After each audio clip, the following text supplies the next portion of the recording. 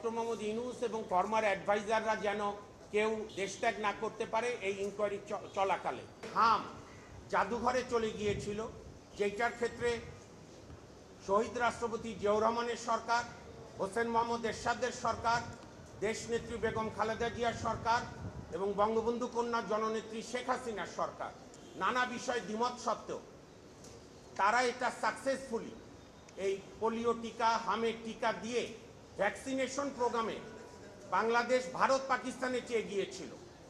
এরকম একটি অগ্রগতিতে যেখানে হাম জাদুঘরে, সেখানে বিগত অন্তর্বর্তী সরকার যার উপরে মানুষের এত আস্থা ছিল, সে যেরকম অনেক অকাজ কুকাজ করেছে, তার আরেকটি মানবতার বিরুদ্ধে অপরাধ হচ্ছে ভ্যাকসিনেশনের টিকা কেনেনি।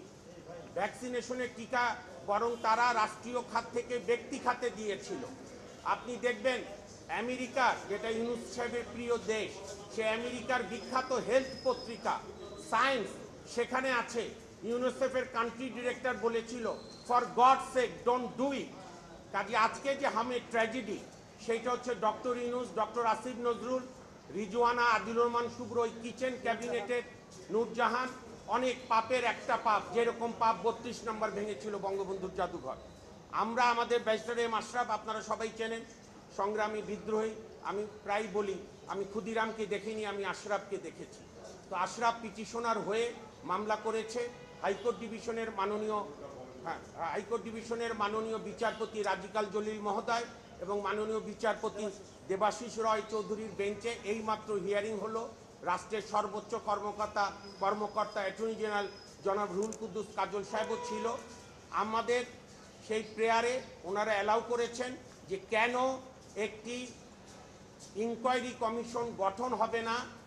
সুস্পষ্টভাবে কমিশন অফ ইনকোয়ারি অ্যাক্টের 3 ধারা অনুযায়ী এই হিউম্যান ট্র্যাজেডি বা চিলড্রেন ডেথ ট্র্যাজেডির ওপরে ডায়াগনোসিস, মানে তদন্ত করবে, অনুসন্ধান করবে কারা দায়ী, হোয়াট ওয়েন্ট রং, কেন রাষ্ট্র এই দায়িত্ব পালনে ব্যর্থ হলো। এবং আমরা আশা করি আগামী কোরবানিদের পরে কোর্ট খুললে আমরা এই রুলটার চূড়ান্ত শুনানি নেব। আর আমি শেষ করি, বর্তমান মাননীয় প্রধানমন্ত্রী জাতির উদ্দেশ্যে তার প্রথম ভাষণে বলেছিলেন যে দিনের শেষে আমার সরকারের কথা হবে, শেষ কথা হবে আইনের শাসন। আমরা বিশ্বাস করি বর্তমান সরকার তদন্ত কমিশন গঠন করে এই হিউম্যান ট্র্যাজেডি তদন্ত করে, অনুসন্ধান করে স্বাধীনভাবে বের করবে কারা দায়ী, কেন দায়ী, কিভাবে এটা ঘটলো।